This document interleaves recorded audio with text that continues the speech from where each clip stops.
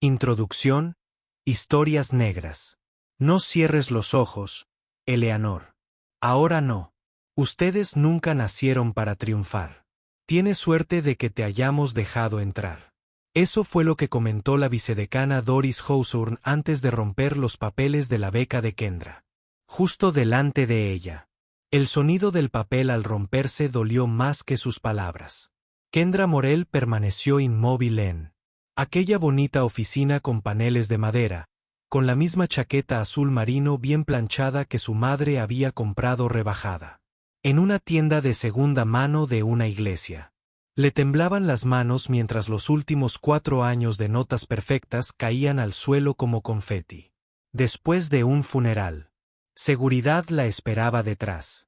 El viento de octubre aullaba a través de las aceras rotas de Nueva Orleans. Su teléfono vibró de nuevo. Último aviso, quedan 3 días para el pago de la matrícula.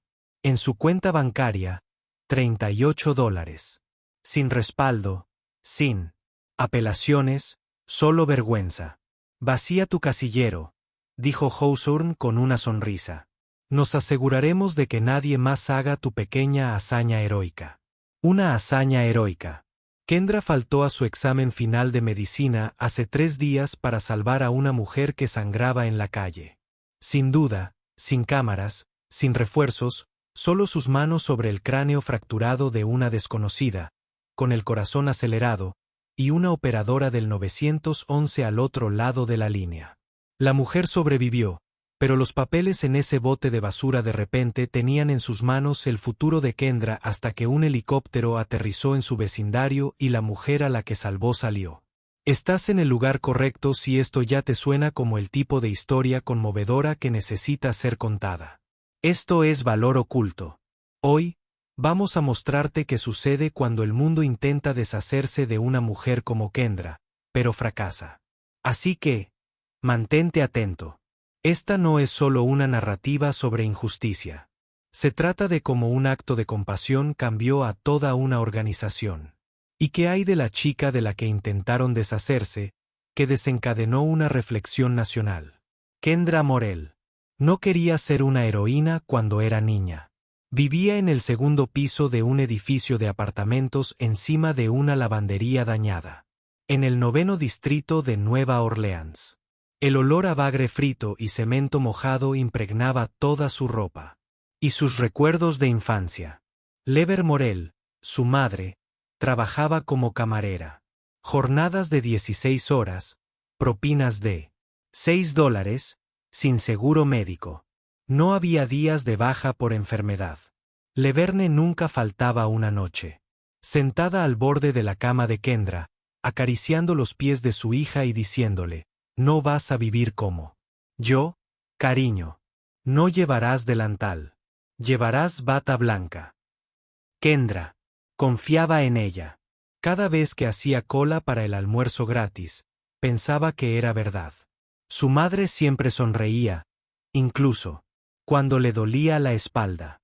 Cada vez que se iba la luz, encendían velas y lo tomaban como un juego. Se aferró a esa idea en cada concurso de ortografía, feria de ciencias y ceremonia de reconocimiento. No tenía ropa nueva, pero sí un promedio perfecto. No tenía coche, pero soñaba con ser la primera médica de su familia. Ser alguien que fuera a un hospital y fuera escuchada. Alguien que pudiera salvar a la próxima Lever Morell antes de que fuera demasiado tarde. Kendra vio a su madre toser sangre en una toalla de papel y luego cubrirla como si fuera un secreto. La había visto trabajar estando enferma porque tenía miedo de ir a una clínica y pagar las consecuencias. Cuando Leverne se desplomó detrás del restaurante, Kendra tenía 16 años y pasó 3 días en la unidad de cuidados intensivos. Ganaron más dinero en un año que lo que costaba la factura. Ese fue el día en que Kendra cumplió su promesa. No solo con su madre, sino con todas las mujeres que trabajaban duro y aún así no eran escuchadas. Me convertiré en médica, pase lo que pase.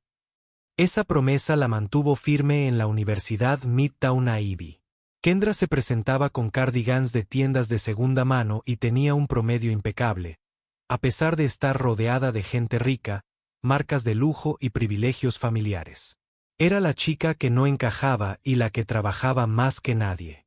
Pero nunca olvidó sus raíces. Enviaba la mitad de su sueldo a casa todos los viernes. Ayudaba a otros estudiantes negros de primer año que tenían problemas. Antes de cada examen, llamaba a sus padres hasta el día en que faltó. El día en que decidió hacer otra cosa. El día en que se detuvo en la calle. Aunque el mundo siguió girando, ella recordaba la promesa y a la mujer que la hizo con ella. Una alarma y una oración me despertaron el jueves por la mañana. A las 6:17 de la mañana, sonó el teléfono de Kendra. A las 8 de la mañana, tenía que presentar su último examen, Fundamentos de Medicina de Emergencia. No se permitían inscripciones tardías ni segundas oportunidades. Se levantó de la cama en su pequeña habitación de la residencia, con el estómago tenso por los nervios. Su compañera de cuarto, Destiny, probablemente ya estaba en la biblioteca. Kendra ya estaba planchando su uniforme con una plancha prestada y repasando mentalmente términos anatómicos como un mantra. Antes incluso de que saliera el sol. Este era el último examen que necesitaba aprobar para conservar su beca. Si cometía un error, perdería los $25,000 que pagaban sus estudios. No había red de seguridad. No había plan B. Kendra tomó una barra de granola, besó la foto de ella y su madre que estaba colgada en la pared y dijo, «Esto es para ti». El aire afuera era frío y penetrante. En octubre, Nueva Orleans. Podría cambiar así de repente. Un día sería verano y al siguiente una brisa fría. Se ajustó la sudadera de segunda mano sobre los hombros y caminó rápidamente hasta la parada de autobús a 3 cuadras. Mientras revisaba su teléfono, su respiración se entrecortaba. Eran las 7:31 de la mañana. Podía ver el autobús de la ruta 14 acercándose por la calle. Y fue entonces cuando la vio. Una mujer, tal vez de unos 50 y tantos años, blanca, con un blazer entallado y botas elegantes, se desplomó cerca de la acera frente a una farmacia de la esquina. Su cuerpo se doblaba de forma extraña y la sangre se extendía por el concreto alrededor de su cabeza. Su iPhone estaba roto a su lado, como un espejo roto. La gente pasaba. Un hombre de traje la miró y luego apartó la vista. Una corredora subió el volumen de su música y siguió corriendo. Kendra se quedó quieta por medio segundo, dividida entre el reloj y la mujer. Llegó su autobús. El conductor abrió las puertas y la miró. ¿Va a subir? Kendra se quedó inmóvil. Los labios de la mujer se movían, pero apenas. Por favor, ayúdenme. Eso fue todo lo que hizo falta. Kendra soltó su mochila y cayó de rodillas. Sus instintos de enfermera se activaron. A pesar del pánico, sus manos se detuvieron un instante antes de moverse con asombrosa precisión. Señora, ¿me oye? Si me oye. Parpadee y tómese el pulso. Las pupilas débiles no son lo mismo. Piel fría y húmeda. Comienza la confrontación. Black Story. Sorpresa. Podría haber una hemorragia cerebral.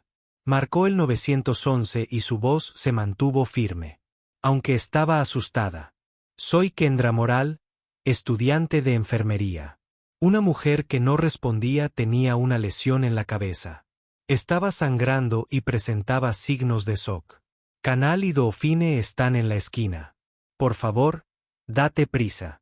Tiempo estimado de llegada, 4 minutos. 4 minutos de hemorragia cerebral podrían ser fatales. Kendra sujetó la cabeza de la mujer para evitar que se lastimara la columna. Mientras le ponía la bufanda sobre la herida. Quédate conmigo. No cierres los ojos. Sonó su teléfono. Eran las 7:37 de la mañana. El autobús salió sin ella y Kendra ni siquiera se giró. Justo antes de las 7:43, la ambulancia llegó a toda velocidad por la calle Canal.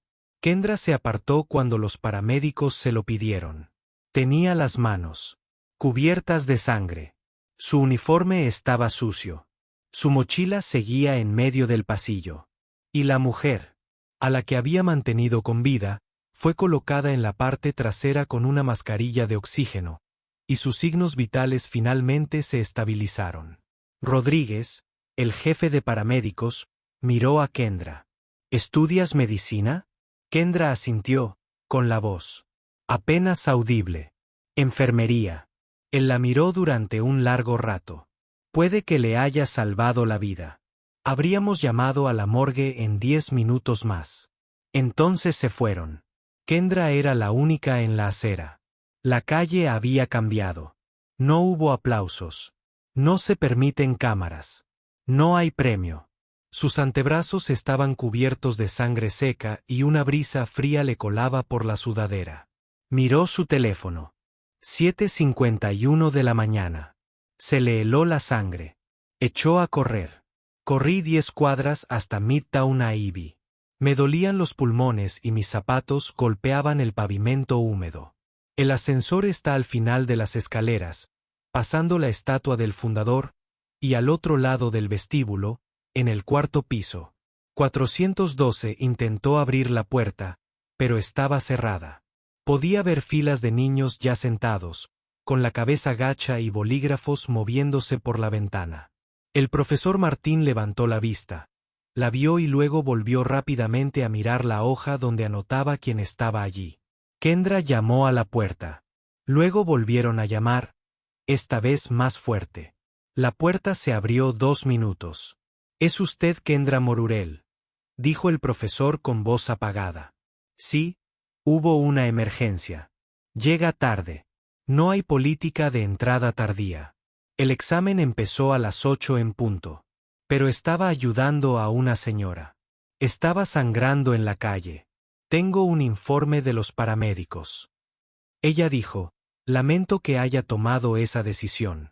Las reglas son para todos». La puerta hizo ruido al cerrarse, y Kendra lo supo de inmediato. Había perdido el examen por haber decidido quedarse a ayudar. Y sin el examen, su promedio bajó del mínimo para su calificación final.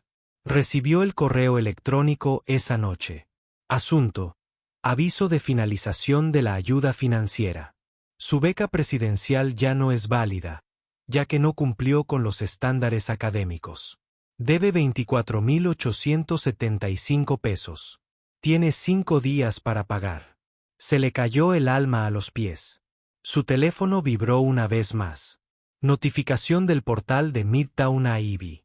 El promedio ha cambiado. 2.89. Otra notificación. La matrícula impaga pone en peligro tu contrato de residencia. Y una más. Una notificación tras otra estaba arruinando su futuro. Todo porque decidió ayudar. Y parecía que a nadie, ni siquiera a la universidad a la que se había entregado por completo, le importaba. Kendra llegó a la oficina de asuntos académicos el viernes por la mañana con la misma bata que llevaba cuando salvó a esa mujer. La habían lavado, pero las tenues manchas seguían ahí, recordándole lo que hizo y cuánto le costó. Llevaba una carpeta con informes impresos de los paramédicos, su propia petición escrita y capturas de pantalla de cartas de estudiantes que habían presentado. Exámenes de recuperación. En el pasado, la mayoría eran blancos. Todos eran hombres. Ella tenía esperanza. Quizás si alguien le prestaba atención. Pero la esperanza no duró mucho. Cuando Kendra entró, la vicedecana Doris Hawthorne ni siquiera levantó la vista de su pantalla. El lugar de trabajo estaba impecable, con muebles de caoba y una iluminación tenue. Era el tipo de lugar donde la autoridad se sentía como en casa. Hawthorne dijo, «Tienes 3 minutos». Y luego juntó las manos cuando Kendra se sentó. Kendra dejó los papeles sobre el escritorio. «No llegué tarde porque me hubiera quedado dormida. No fui descuidada. De verdad estaba salvando una vida. Los paramédicos dicen que...». La mantuve estable hasta que Hawthorne la interrumpió bruscamente diciendo que la normativa no tiene en cuenta la intención. Tiene en cuenta lo que haces, y tu acción fue faltar al examen. Kendra parpadeó. «Pero otros estudiantes han podido cambiar sus horarios, comentó Hawthorne. Esas eran situaciones diferentes. ¿Qué tipo de situaciones? Preguntó Kendra con voz firme.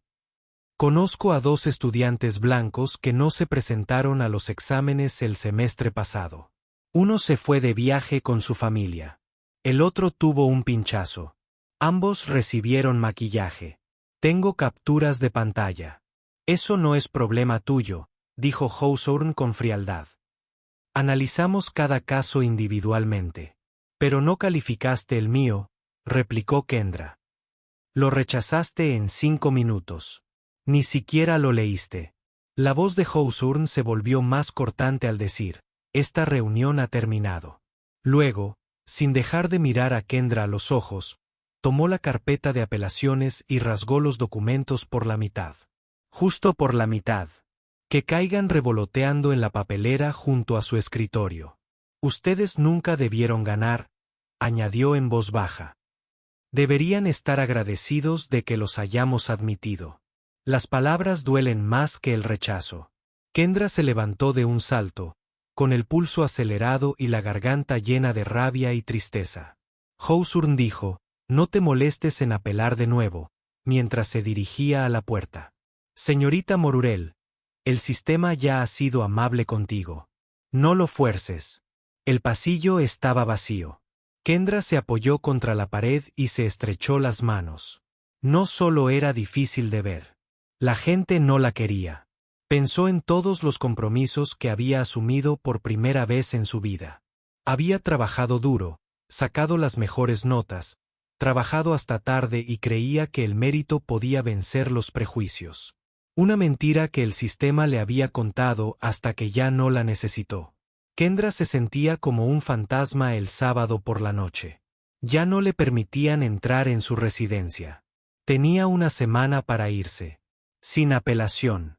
No hay periodo de gracia. Durmió en el suelo de Destiny toda la noche, acurrucada en un saco de dormir junto a una pila de libros de texto y culpa. Regresó a Nueva Orleans el domingo por la mañana. Hogar o lo que quedaba de él. El apartamento donde vivía su madre no había cambiado. La pintura se desprendía del techo. Solo una hornilla funcionaba. Las ventanas estaban selladas con cinta adhesiva.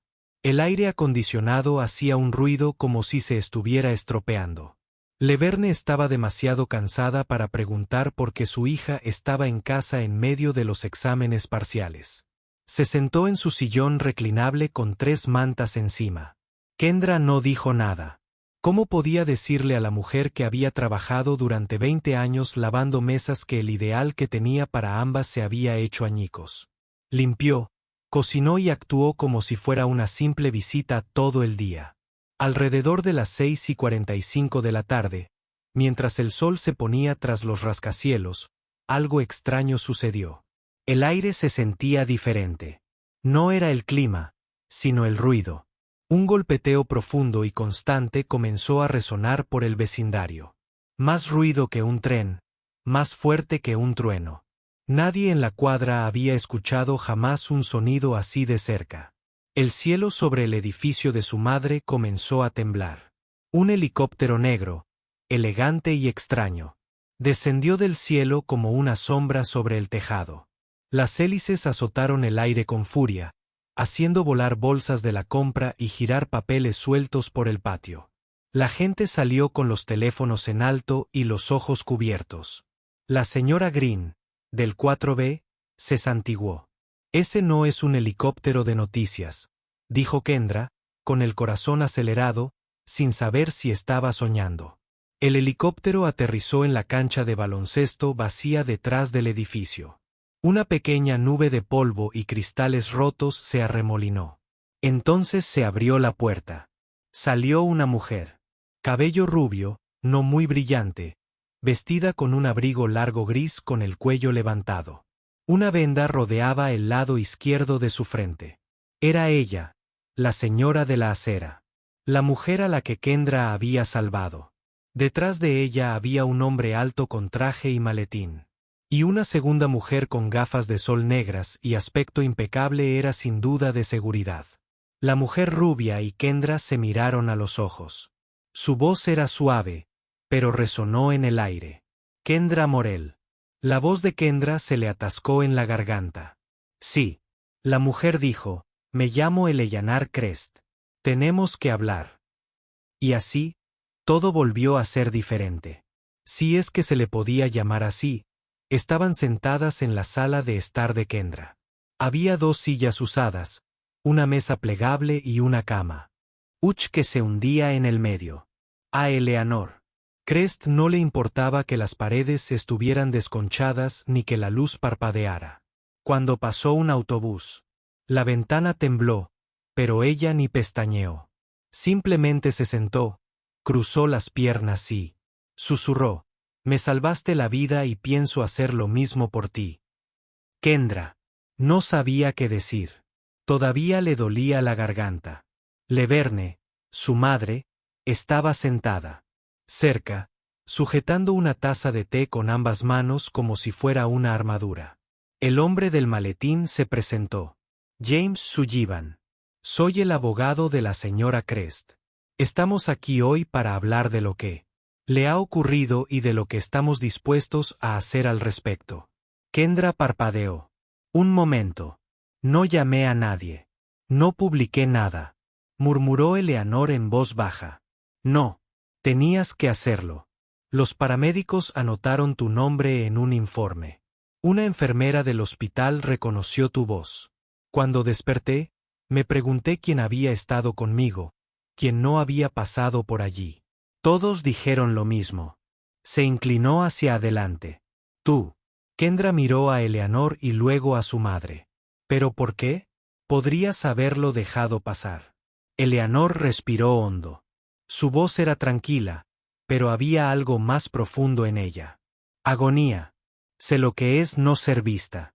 Yo también fui hija de enfermera antes de casarme con un hombre rico. Criada en Memphis por una madre soltera que trabajaba en 2 empleos. La misma historia. Pero todo cambió cuando me casé con Daniel Crest. Ya no era Eleanor. Me convertí en un trofeo o un accesorio para alguien. Se detuvo. He pasado 20 años sentada en salas con gente como tu vicedecano.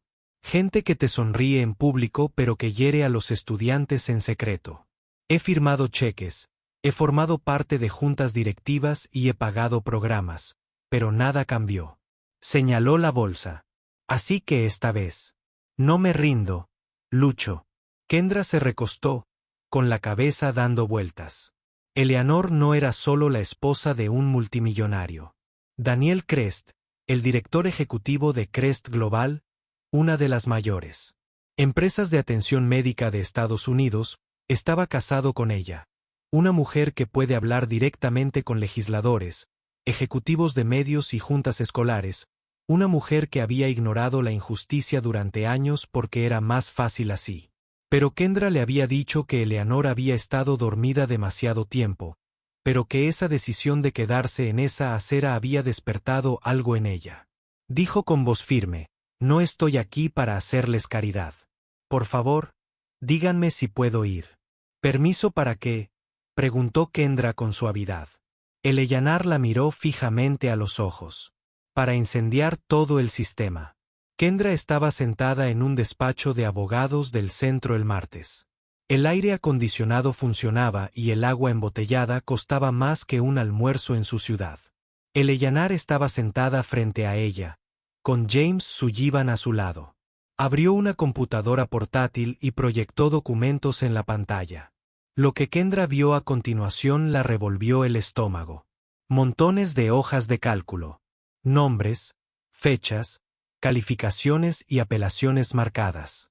No, muchísimas. Sullivan señaló un gráfico.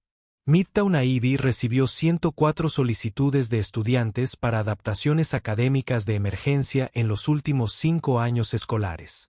68 de esas solicitudes fueron rechazadas. Kendra observó con atención. Eso es más de la mitad. Él asintió. Pero aquí es donde la cosa se pone fea.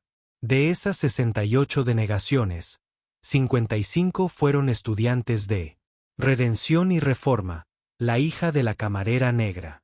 De color, mayoritariamente afroamericanos y latinos, mayoritariamente mujeres. Pero, ¿qué pasa con los estudiantes blancos?, preguntó Eleanor en voz baja. Muchos de ellos tenían los mismos problemas, como pinchazos, funerales familiares y problemas de salud. Y encontraban maneras informales de resolverlos. Sin formularios que rellenar, solo un examen de recuperación discreto, un guiño y un favor. A continuación, Sullivan abrió archivos de audio, grabaciones de reuniones que tuvieron lugar dentro. Una persona que hablaba, claramente el vicedecano Hawthorne, dijo: no podemos abrir la veda solo porque alguien diga que tenía una historia sobre un Saab. Los profesores se reían entre dientes. Sobre los estudiantes que fingían traumas. Alguien más dijo: si cedemos, tendremos una fila de estudiantes con problemas inventados y páginas de GoFundMe. La gente se rió después. A Kendra le dolía la garganta. Conocía a las personas de la lista. Recordaba a algunos alumnos, incluidas las chicas que se fueron discretamente a mitad de semestre y los chicos que juraron que no podían permitirse cometer otro error. ¿Por qué nadie dijo nada?, preguntó Kendra en voz baja. Eleanor suspiró. Porque la mayoría de los estudiantes no tienen poder. ¿Y qué pasa con los que sí lo tienen? Ellos no son los que salen perjudicados. Había más. Actas de reuniones que mostraban a profesores oponiéndose y ofreciendo comprensión, pero siendo desautorizados. Hawthorne advirtió sobre sentar un precedente al tratar con estudiantes de minorías en las comunicaciones internas. Sullivan pasó a la última diapositiva. Esto no es solo una decisión estúpida. Esto es un patrón, una forma de vida y una demanda. Preguntó Kendra. Eleanor asintió. Con la cabeza. Si quieres, pero estamos pensando en algo más grande. ¿Más? Dijo. Lo haremos. Público, no solo tu historia. Cada una de ellas, las cifras, el sonido y el silencio. Informaremos al mundo lo que sucede cuando una chica negra intenta ser amable y bondadosa. En una sociedad que castiga a ambos. Kendra miró fijamente la pantalla donde la verdad se desplegaba en filas y columnas. Ya no se trataba solo de ella. Nunca lo fue. El jueves por la mañana, Midtown Ivy despertó en medio de una guerra. No del tipo que implica violencia. Del tipo que tiene cámaras, micrófonos, titulares y una verdad demasiado grande para ignorar. El equipo de Eleanor lo planeó todo como una misión militar. La prensa local fue la primera en enterarse. Luego fue regional. Después, nacional. A las 10 de la mañana, los reporteros estaban afuera del edificio de la administración de Midtown Ivy haciendo preguntas que incomodaban a la gente. ¿Es cierto que su vicedecano no ayudó a una estudiante que salvó la vida de una mujer? ¿Puede explicar por qué existen diferencias en las denegaciones académicas basadas en la raza? La gente hablaba de Kendra todo el tiempo, pero no como una alborotadora o una desertora. Como una heroína. Eleanor estaba a su lado. En la conferencia de prensa con el cabello recogido y una venda aún visible. Una gran pantalla detrás de ellas. Mostró datos fríos y contundentes. Nombres, números y gráficos. Se reprodujeron muestras de audio sin censura. A todo volumen. Todos los canales de noticias mostraron el mismo titular por la mañana. A una estudiante de enfermería le negaron el futuro tras salvar a la esposa de un multimillonario. Kendra nunca había usado un micrófono. Pero el patio estaba en silencio cuando subió al podio. No me detuve esa mañana porque pensara que cambiaría mi vida, comentó con voz temblorosa pero firme. Me detuve porque era lo correcto. Supuse que eso era lo que esta escuela quería que aprendiéramos. Miró fijamente a la gente entre la multitud. Pero cuando pedí ayuda, me dijeron que debería haber tomado una decisión diferente. Que mi futuro no valía su vida. Se detuvo. Eso no solo está mal, sino que no es seguro. Las redes sociales se volvieron locas. En cuestión de horas, los hashtags se hicieron populares. Justicia para Kendra. excelencia negra denegada, Midtown Ivy al descubierto. Los TikToks se viralizaron. Exalumnos de la escuela comenzaron a contar sus propias historias. Pocos habían abandonado los estudios. Algunos cambiaron de carrera para evitar vengarse. Kendra recibió muchos correos. Algunos eran amables, incluidos estudiantes, enfermeras e incluso personas que habían visto el programa. Otros eran muy crueles. Otra estafa para sembrar el odio. Debería haber seguido adelante, pero Eleanor le dijo que tuviera cuidado. Cuando te enfrentas al poder, este contraataca. Mantén los pies en la tierra. Sigue alzando la voz. Al día siguiente, hubo protestas en el campus. Estudiantes blancos, no solo. Estudiantes de color. Los profesores empezaron a hablar y a sumarse a la petición de una investigación. Cambio. Pidan disculpas. Kendra ya no se escondía. Era imposible ignorarla. ¿Y qué pasaba con Midtown Ivy?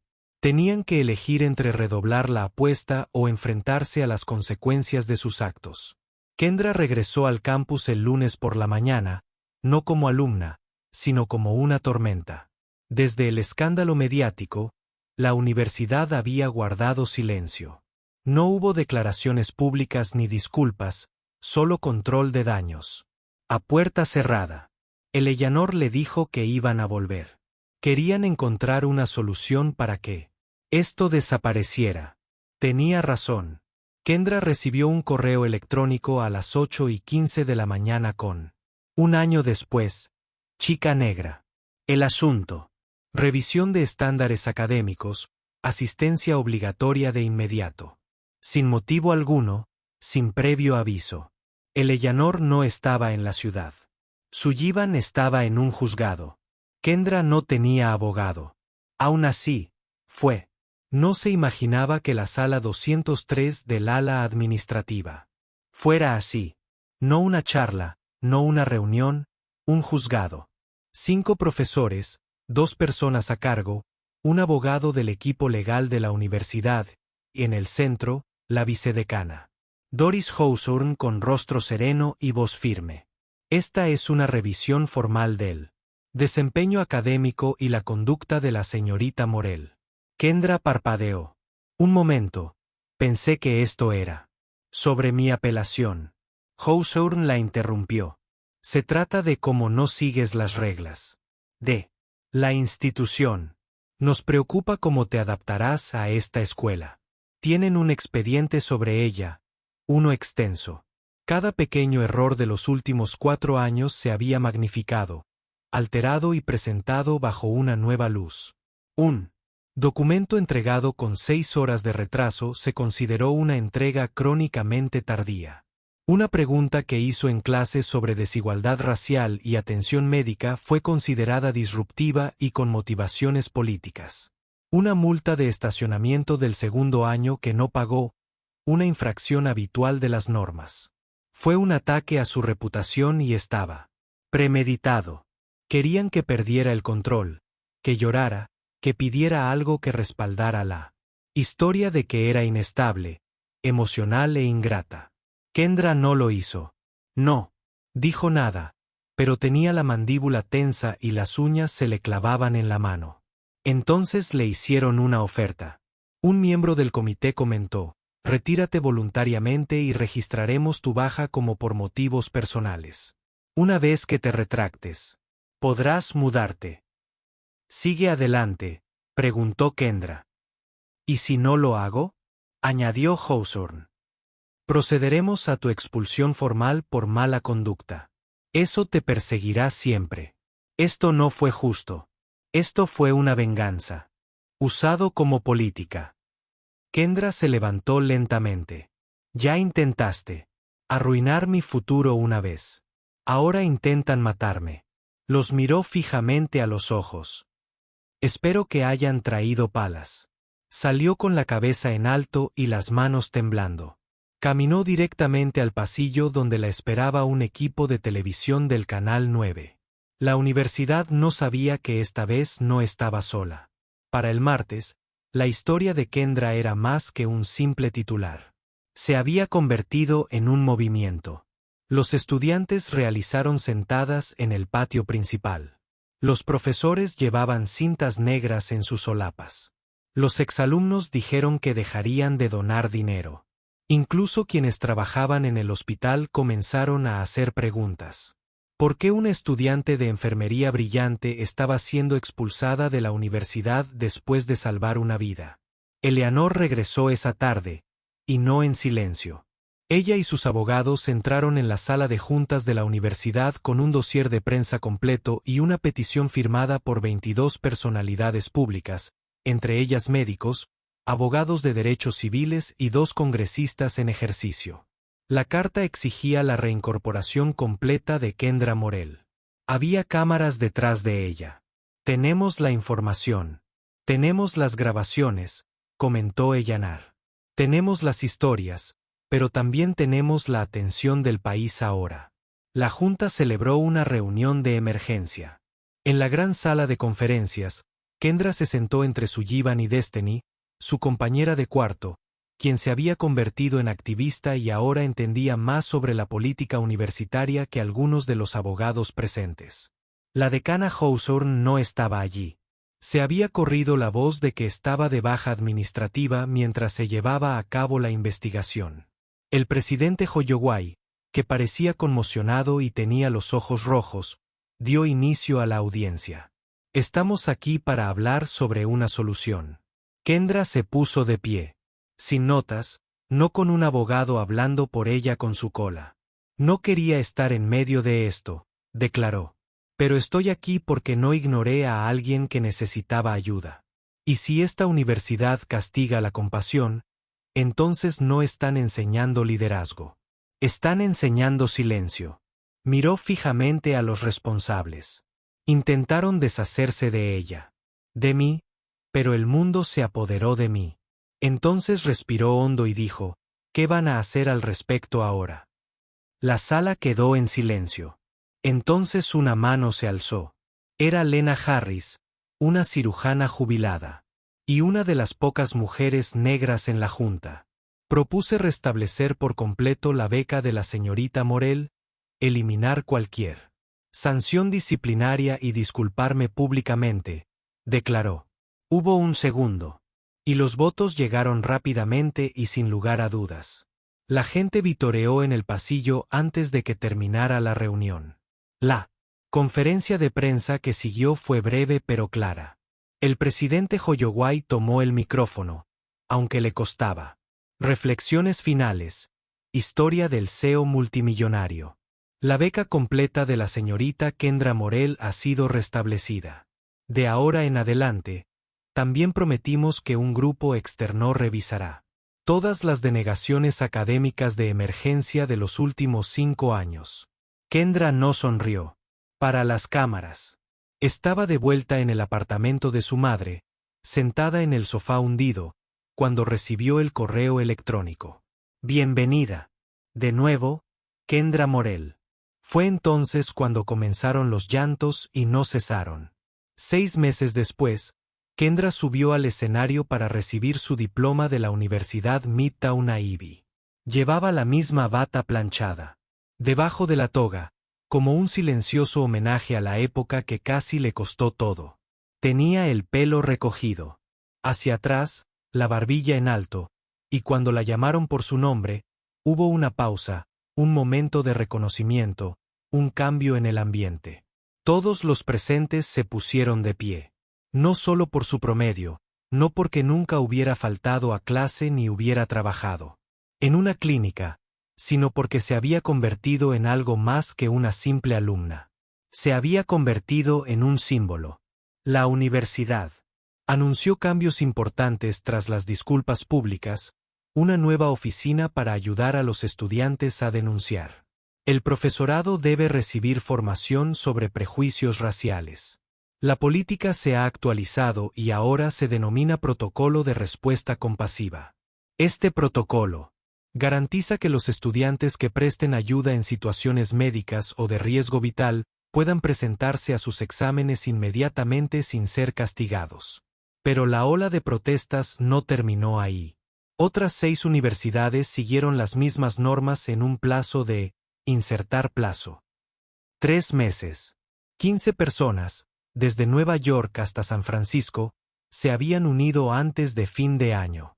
Legisladores de la zona propusieron leyes basadas en la historia de Kendra. Una de ellas la denominó oficialmente Ley del Buen Samaritano Estudiantil. Y un momento en una gélida mañana fue el centro de todo. Una chica, una opción, parar. Eleanor Crest no solo regresó a su vida de obras de caridad y salas de juntas. Renunció a la fundación de su esposo y creó una nueva llamada Iniciativa Morel. Su objetivo es otorgar becas y asistencia legal a estudiantes subrepresentados que enfrentan represalias por parte de sus escuelas. Presentó a la junta directiva en la ocasión de su lanzamiento. Al final de la mesa, estaba sentada Kendra. Eleanor había dicho, igualdad de votos, sin puestos comprados, todos se lo ganaron. Ahora que Destiny está en su primer año de la Facultad de Derecho, está a cargo de las revisiones de casos. Una de las primeras personas en responder esa mañana. Angie, quien solía ser paramédica, también se unió a la junta. Era más que una base. Era poder. ¿Y Kendra? Aprobó el examen para obtener su licencia. Yo entré al programa de residencia de urgencias. En el centro médico Crescent City. Cada vez que llega un paciente traumatizado, cada vez que pone las manos sobre una herida sangrante o tranquiliza a un desconocido asustado, recuerda lo que casi le impidió venir aquí. No el miedo, no el fracaso, sino un sistema que le decía que no encajaba, y demostró que se equivocaban. La gente todavía la para en supermercados, en autobuses, en internet. ¿Eres tú esa chica? Nunca dice que sí ni que no. Solo sonríe.